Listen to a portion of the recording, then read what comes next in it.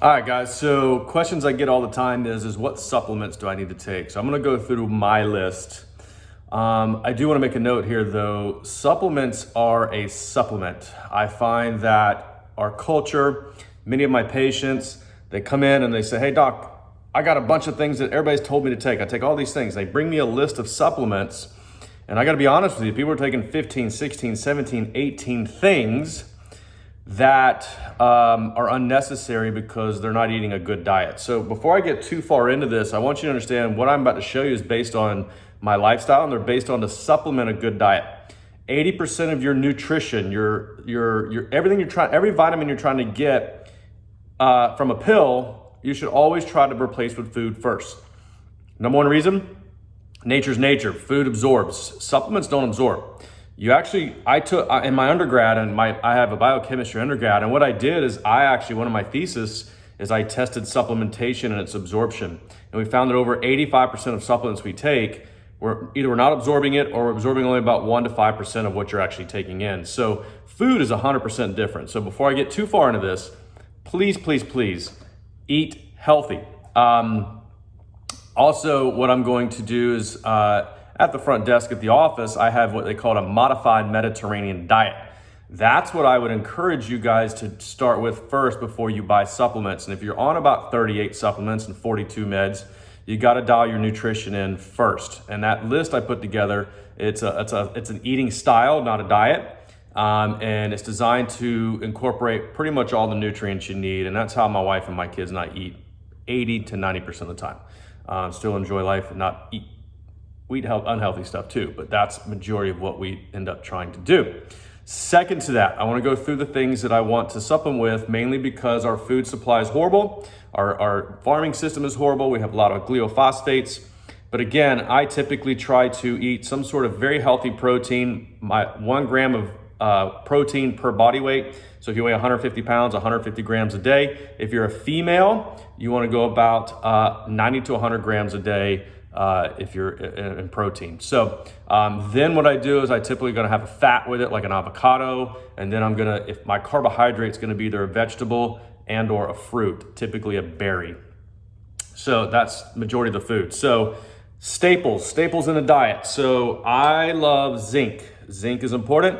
We are zinc deficient in our country, and zinc is the cornerstone of a lot of different things that biochemical reactions that take place in the body that we need. So you also get this through your vegetable or your fruit. So kiwis, berries, things of that nature, citrus fruit, pomegranate, zinc. So again, I supplement with zinc because I'm now training for a half marathon. I burn through nutrients really quick, but I typically try to get through my fruit. D3.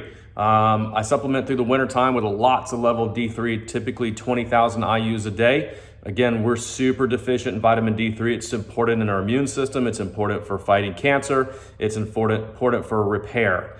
Summer months, I'm outside at least 20 minutes a day, so I don't need as much, and I typically do about 5,000 to 10,000 IUs of this a day. It's also good for hormones, by the way, so for testosterone, estrogen balance, which is what we need as we age. I'm 46 years old, so again, we're getting to that age where hormones are becoming a little unstable. The other nutritional supplement I take is omega-369 Balance. Omega-3s are the primary that we need to get. Again, we get that through meat, fish, fatty fish, fatty meats, organ meats.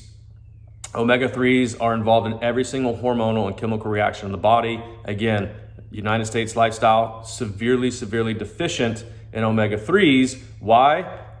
Because nobody eats good food.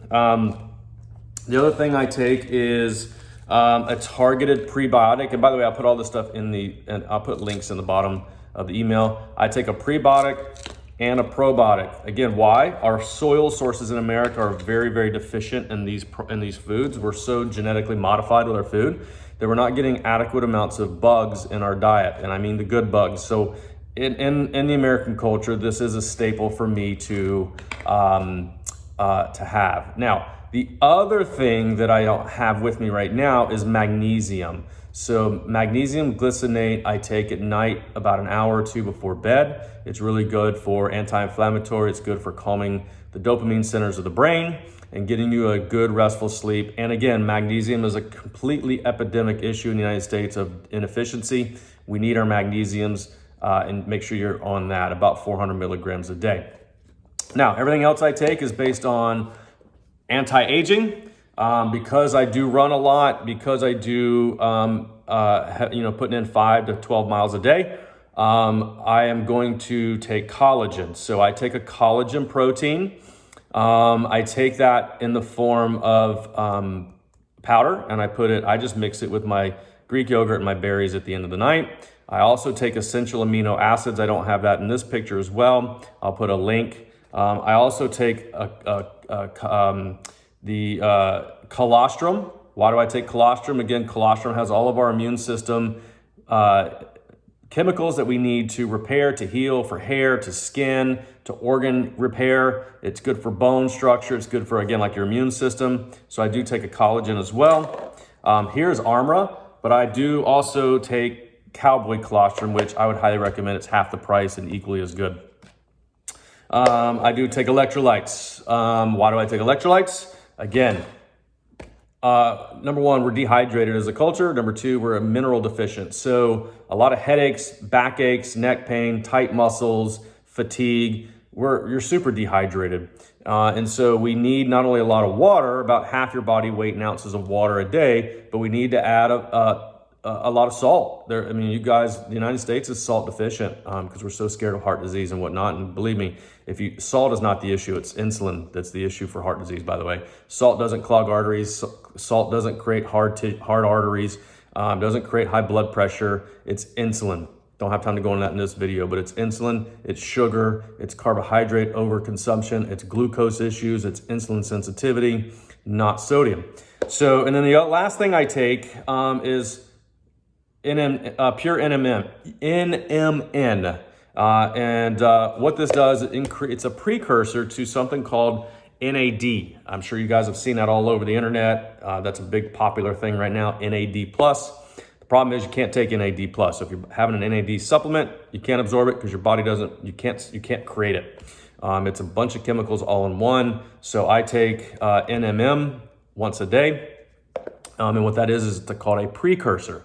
So what it does is it initiates the production of NAD. NAD is one of the most exclusive chemicals in the body for anti-aging, tissue repair, DNA repair, oxidative stress. And so I would highly recommend that you guys get on an NAD supplement. And that is my basics. I hope you enjoyed that. If you have any questions, send emails to the office at info@GetWell. Please don't come in the office and ask me a 20-minute dissertation. We have a lot of patients. Those are not the times to go over supplementation and whatnot. If you have questions, just email the office at info@getwellga.com. Any of your questions, and I promise you I will get on those questions and help you answer those. Other than that, have a beautiful, beautiful rest of the day.